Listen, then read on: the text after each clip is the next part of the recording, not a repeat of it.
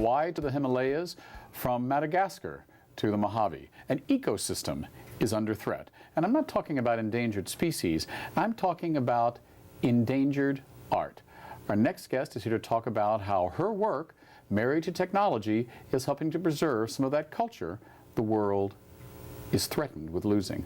Welcome to Rosalyn Salters. Hi, thank you, David. It's so nice to be here. Thank you. You know, before our conversation, I had never really heard of or talked about the concept of endangered art. Explain that to me.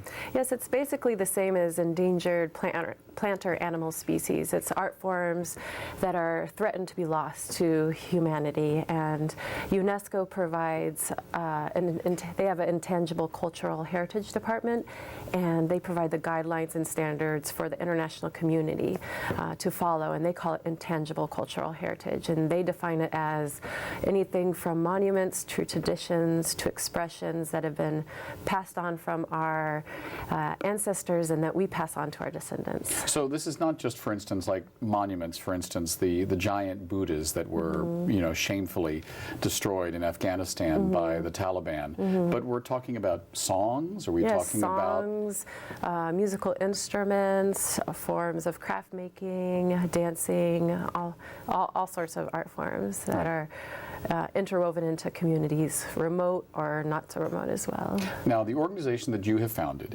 is devoted to specifically preserving these endangered art forms, correct? Yes, we help and work with different practitioners in different parts of the world, and they are usually affiliated with an NGO that actually helps in the preservation efforts, and so we partner with both the NGOs and the practitioners. Now, the name of your organization is called EcoArts, correct? So where did that come from? Tell us a little bit about your background. Yeah, my background, I have a dual background in the arts and in conservation. So even at a young age, I was a budding environmentalist, and I continued to pursue that. I got a master's in ecotourism from Edinburgh Napier University. And then I also was an avid dancer. I played the harp and music growing up, and I continue to dance to this day as well. Well, it's interesting. You know, for full disclosure, we've met before. I remember one of the first times I met you watching you dance and seeing you do an incredible dance where you actually, I think we have a picture of it, of you balancing on a glass. Oh, yes. And I didn't know whether to be more impressed about the fact that you could get on tip-top-toe or not break the glass. I mean, what is that art form called? Yeah, that's the goblet dance. It's actually a belly dance, a folkloric belly dance piece, but I've kind of integrated it and morphed it into something else. Right, right. Yeah. But now from your own performing arts work, you have become fascinated with preserving art forms. And there's several pictures that we have of various art forms around the world that you haven't encountered and are searching to preserve. How are you actually preserving them? Are we talking about a videotape? Are we talking about photos or a website? Yeah, definitely.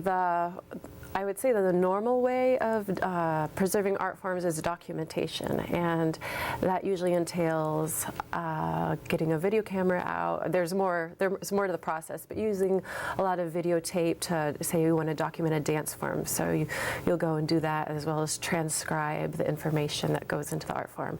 But I felt like I wanted to include a component that's a little more fluid with the times, and so I'm integrating 3D motion capture and multisensory immersion, so the practitioner can map out the movements, whether it's basket weaving or they can map out a dance movement or singing musical instruments, whatever, and they can actually share that and go back and edit it with their students, and it can continue to evolve as the art form evolves. So as well. for us lay people, the technology you just mentioned, how would the layperson describe that? We're talking about a virtual reality.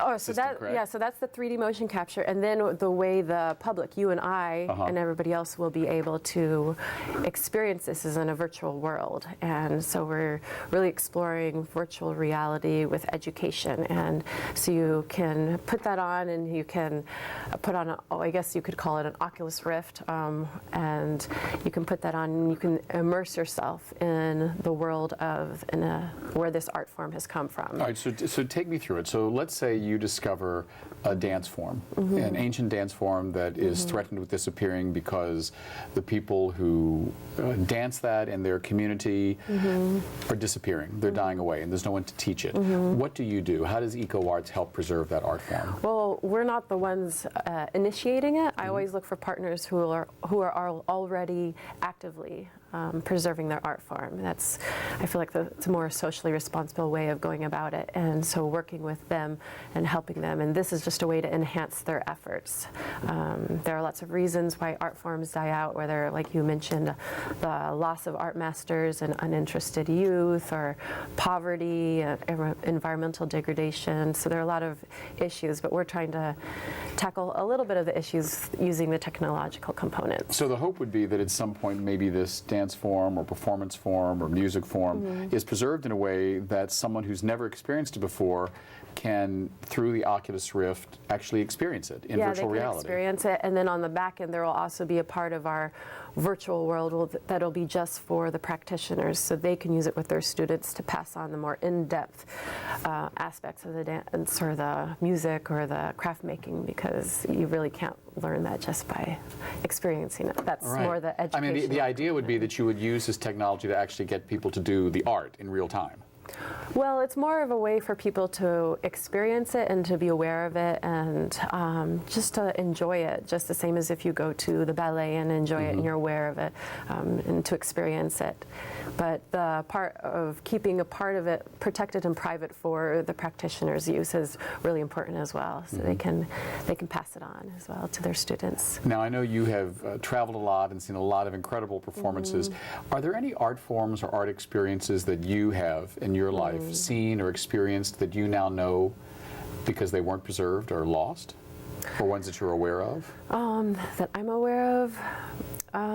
There is one of our partners. He's a Cree fiddle player up in Ontario, Canada, and he's the last one. So that's kind of scary and sad. What's a Cree fiddle?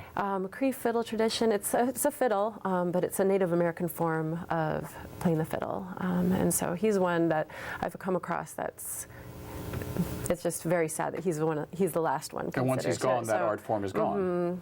And then there are different partners that we have in the Himalayas of India. There's a rare sect of Tibetan monks in Spiti Valley called the Buchins, and they do a rare dance form that is also threatened because they have such a small population size and not many students, I guess you could say, to carry it on. So there are lots of different reasons, but it's inspiring, but it's also a little scary. Yeah. So in a sense, the name of your organization is really what it says, EcoArts. It's about the ecology of arts, but it's also about preserving this ecology. And also I wanted to bring the focus that arts conservation and nature conservation are interrelated.